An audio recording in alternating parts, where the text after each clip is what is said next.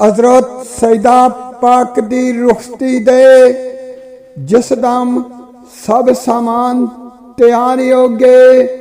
उजरे बेटी दे वल रवान उथों दो जहान दे सखी सरदार हो गए। आके मिले ते रोंदी सी पई बेटी वेख गमज़दा नबी मुख्तार हो गए। बेटी लाडली दे वेख अंजमा नू दीदे मुस्तफा दे अशकबार हो गए।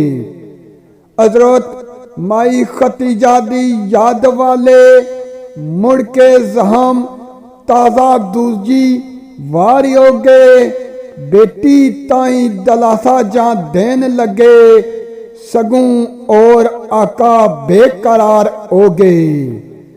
कायनात सारी गम अलूदा हुई, दो जहां बल्कि सोगवार हो गए।